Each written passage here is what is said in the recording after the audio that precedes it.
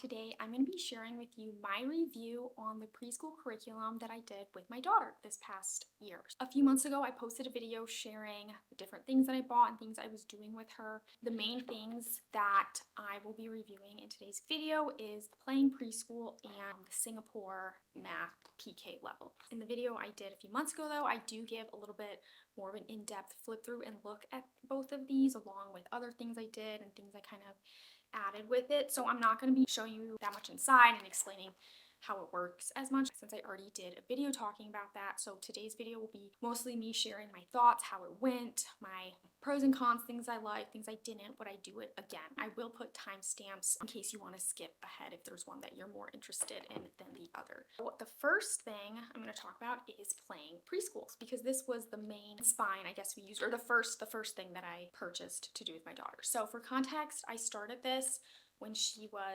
just turned 3 years old. So she was a fresh 3-year-old, and this is a play-based, hands-on, very gentle curriculum recommended for ages 2.5 to age 5. Brief overview of just how this works, even though if you want to know more, go watch my other video. I will link it below. This is divided up into 19 units. Each unit takes 2 weeks, and each unit has a specific theme. So apples, colors, nursery rhymes, clothing, food, 5 senses, teddy bears, things that go together, community helpers, transportation on the farm, weather, eggs, plants, construction, pets, opposites, fairy tales, and water. And so each week there's a song and a poem that goes with it, and then there's a book list. For example, the colors unit, each day you're supposed to read a new book.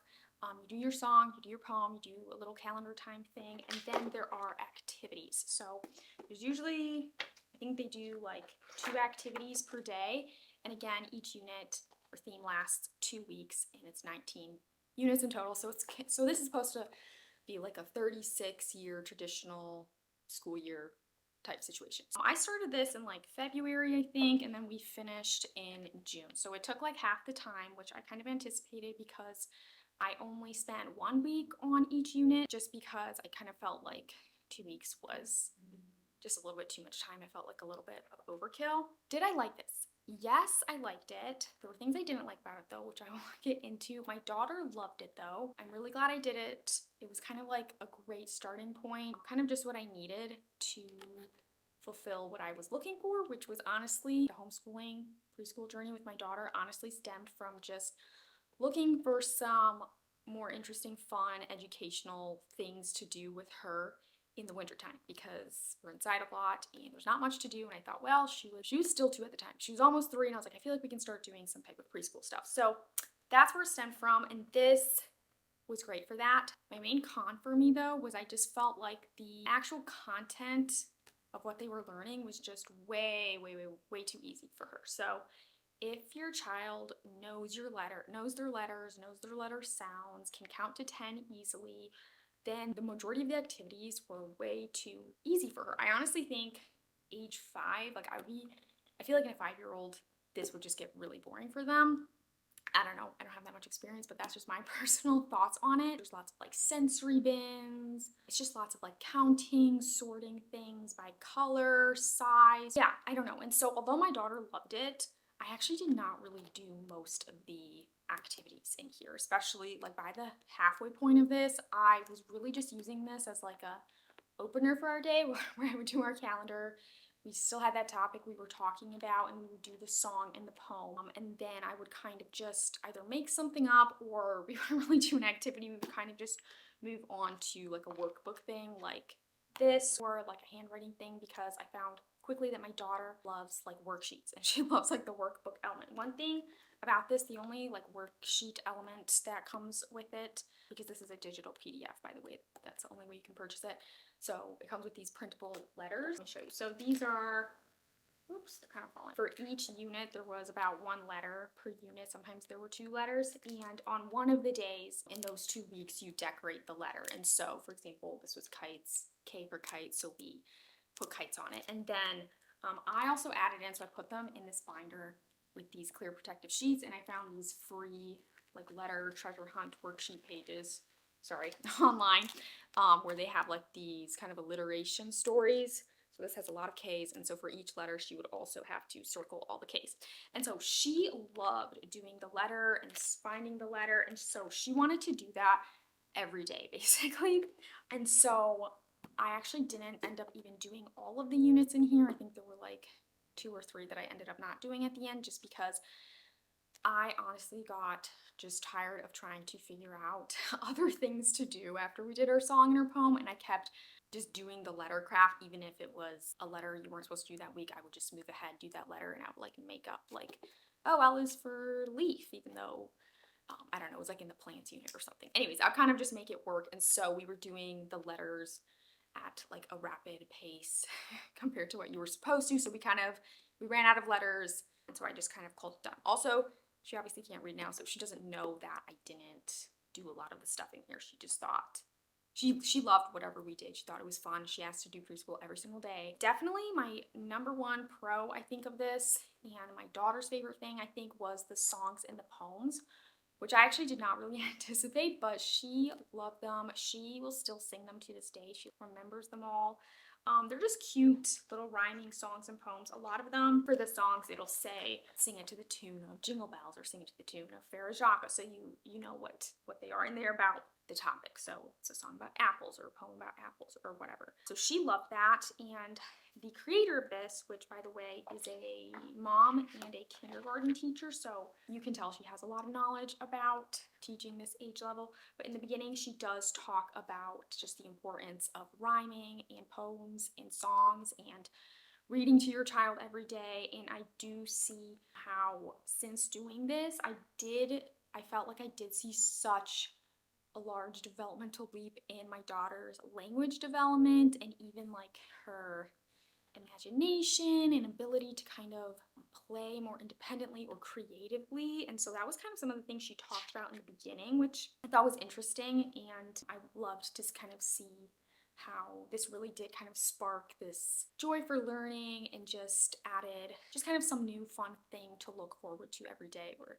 it was this exciting thing where mommy was, spending time with her, learning about, whatever, something new. And even if some of the things seemed kind of silly or not like academically rigorous, which obviously at this stage it's not supposed to be academically rigorous, but even if she already knew like the letters were like counting to 10 or sorting by color or whatever, she still enjoyed it, and I think it was still good for her.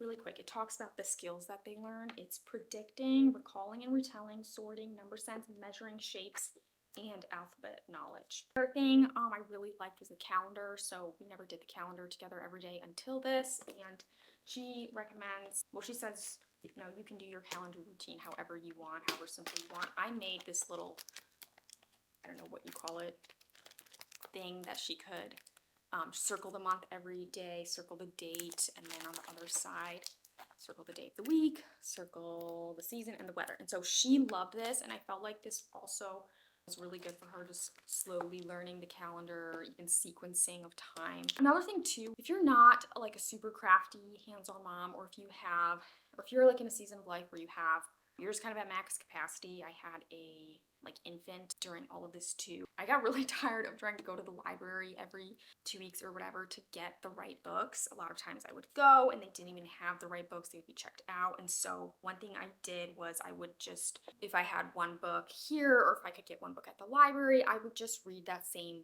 book a couple times throughout the week, which she does say that for the books, you don't need these books. They're literally just a suggestion. If you have any books at home that fit the topic, you can do those books. The point was just like reading to your child every day and, having some type of a theme that it goes along with it. I will also say a lot of the books, even though I don't know if I could fully say this because I didn't even get a lot of the books that were recommended, but some of the books I didn't necessarily love her book suggestions. They were okay. But yeah, I kind of just did that 5 in a row concept where you read the same thing over, which I honestly think is kind of better for them, because if you just read one book and then that's the only time you read it and then you move on to a next one, they don't really feel remembered or retain it as well. I think kids love repetition and it's so good for them. So that's one thing about the books. Also the supplies, that was another thing. Like so it says what supplies you need in the beginning of each unit. In the first 2 units, I did look ahead, looked at what supplies I needed, and I would put it on my grocery pickup list to make sure I have. But after those first 2 weeks, I did not do that anymore. If I didn't have the supply, I just didn't do it. And the activities, they are pretty simple and low prep, and they are, most of them, use just like things around your house. It's very flexible, and she talks a lot about in here about how making it simple and flexible to just fit your needs, so it's not like this intense, stressful thing. One of the things that I found was on the supply list a lot was these little like dot stickers, and so these actually came in handy a lot. I bought like a huge pack in the very beginning, and we did use these quite a bit. So that was one thing. I think she does have a list in the beginning, in the very beginning, of like commonly used items or supplies for the whole thing. Although the letter and counting stuff was really easy, I did like that we were learning about other random things like your five senses. We learned about milk, how one of the books was how like milk comes from the cow to carton or something like that, and how it's processed at the farm, goes to the grocery store, things like that. One of them was eggs, so how different animals that come from eggs and animals that don't come from eggs. Oh, there was also, I like this one, for the unit called Things That Go Together. You did the letters Q and U, and you learned that Q and U always go together in a word. So that I thought was actually useful and good. But yeah, overall, I did really like how it was overall set up. It was so organized. She did like a really good job of just putting like a plethora of ideas in a very nice,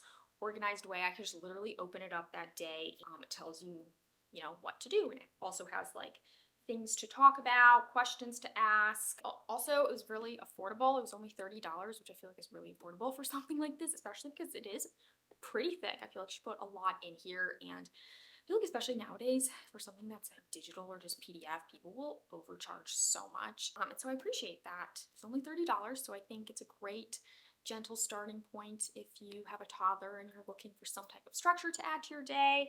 But if your child is, I honestly feel like 4 or up and they know their letters, they can count to 10 and above really easily. If they like the more like worksheet workbook type stuff, which I found my daughter did, then honestly I don't know if this would be a great option. Also, if you're not like super hands-on crafty, you don't like going to the library a lot, this also might not be a great option. But one thing I was thinking was this is a good spine to use for if you have like a toddler, like a 2-year-old or a 3-year-old, and then you have a kindergartner or a first grader. You could use this with both of them, where you kind of treat it like unit study style. So you have the same topic, start off together with like your song, your poem, you read your book, and then you can kind of set up an activity for your toddler and then do something a little bit more advanced with your kindergartner or your first grader. So like, I don't know, like the apple thing, you learn about like the parts of the apple, the core, the crust, seeds, the inside, whatever. So you could like label that with your kindergartner or first grader. So you can kind of use this like family style if you have kids close in age, which I like because a lot of the topics are sciencey-ish. Not all of them, but even like the community helpers, construction, that's like social studies. Something else I added on as we were doing that was the Get Ready for the Code workbook series. I only got the first one just because I wanted to see if I'd like it. She finished this, and this was actually really good for developing her phonological awareness of understanding how like certain letter sounds are attached to words, because I found that even though she knew her letter sounds, which I used this thing. I think I used it before playing preschool, or maybe right in the beginning. It was like a separate little thing we did. And this is just like a motion that you do with the sound, and it's like the silly thing, and you can learn your letter sounds really easily. And so this was good for helping her learn them, but it was kind of like she just memorized it, but actually understanding that the sounds are connected to parts of words, if that makes sense. This was really good for that. So basically each book, so there's actually 3 of them, A, B, and C, and there's only a few letters per book, so you do just a couple letters per book. When a letter is introduced, let me show you, like the first one is F, you do quite a few pages just on F. There's a little letter tracing too in there, but you just circle what starts with, you know, write F next to the one that starts with F, and there's B, but it goes like, it's just a lot of repetition. I don't know if I'm explaining this right. I know these are super popular, so maybe I don't need to explain this. I actually wasn't even planning on buying the next books because I know she, you know, has a great understanding of all of the letter sounds now and everything, even the ones not in here. I could tell because she just talks about it during the day sometimes, like, oh, socks starts with S or things like that. And she's already starting to sound out some short 3-letter CVC words. So I don't think it's necessary, but for the fall, since she's still in like that pre-K age, I might buy the next 2 just because she always looks on the back, and she was really excited that she finished this one and wants to do the next one. She keeps asking to do the next ones, so maybe I'll just do it kind of for fun, good extra practice since she's still, I think, not ready for that kindergarten level yet. One thing I will say, because you do need to write letters in here sometimes, was I actually used these dot stickers. And so for this is at the end, so it's like a review. I would just write the letters on the stickers. I would have them on here, and then she would have to put the correct sticker under here, and she really liked that. One thing, just a heads up, just in case you have a sensitive child like I do, one thing I didn't know, or one thing I kind of wish I knew, was that for M, one of the pictures they have is this Emperor Monster, which I know this might sound really silly, by the way, and not a big deal to other people, but my daughter did not know what a monster is, and so I had to explain to her what a monster is, which I didn't like that I had to explain that to her. And she was a little bit taken aback by this image. She wasn't like super scared, or she didn't cry or anything, but you could tell she was kind of like, what is that? Why does that look so angry and mean? Yeah, she was fine with it, but I was just like, oh, that's a monster. They're just silly, mean things like that try to be scary, but they're not scary. That's all I said. So just a little heads up about that in case you're overly careful about things, or you have a sensitive kid like I do.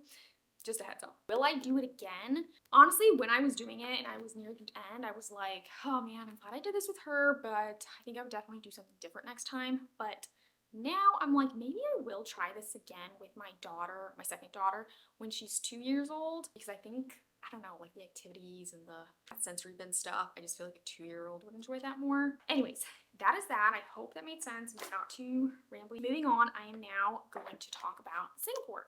I don't have as much to say about this. Overall, I liked it. We're not completely finished with it, by the way. We have just a little bit left. There's like a review section at the end. Primrose really likes it. This we did not do every single day. Some days we would, or some weeks we would do a little bit every day. It also does come with a teacher's guide, which I did not purchase, and you definitely don't need the teacher's guide. I did hear a lot of people like it, like there's a lot more good instructional tips in there, more activities and like hands-on things, other tips, but I didn't feel like I needed that. I wanted it. I was also doing the playing preschool thing. Main reason why I didn't get the teacher's guide was just that in total everything would be so expensive. I think in total with everything it's like $120.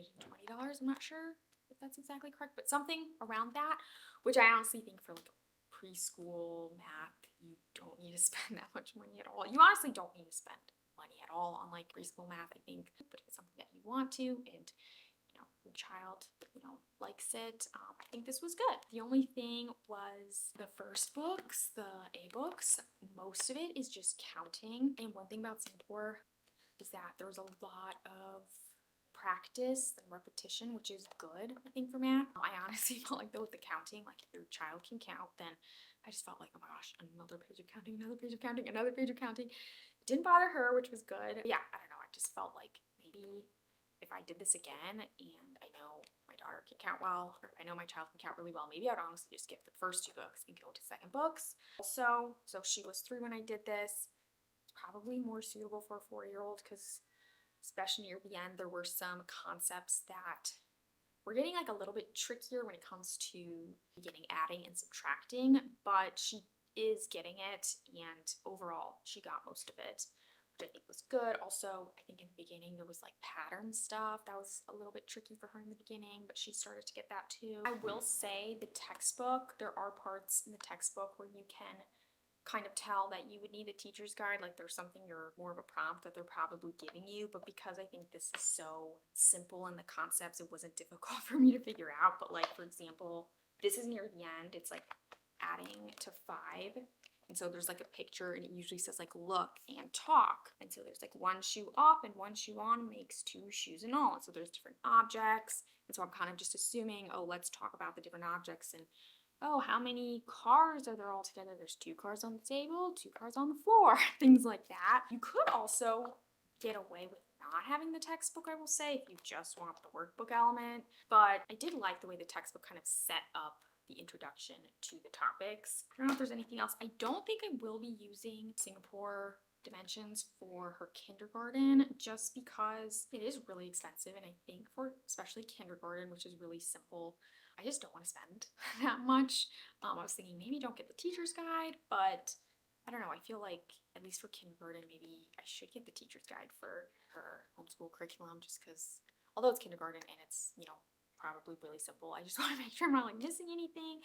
So anyways, maybe if any moms watching have any experience with different curriculums, weigh in on this. I'm actually thinking either between Math with Confidence or Rod and Staff. I know those are like two completely different styles. I like Math with Confidence because it's not as much like worksheets, and it's, it's hands-on, but it's more affordable. And I've heard a lot of great things about just how you develop like a great concept of numbers and math, and it's like a great starting point. My only thing with that is I wouldn't want to continue with Math with Confidence because I heard it's very hands-on, games oriented, very teacher intensive, which I like that for kindergarten, but then after kindergarten I want to move to something a little bit more straightforward.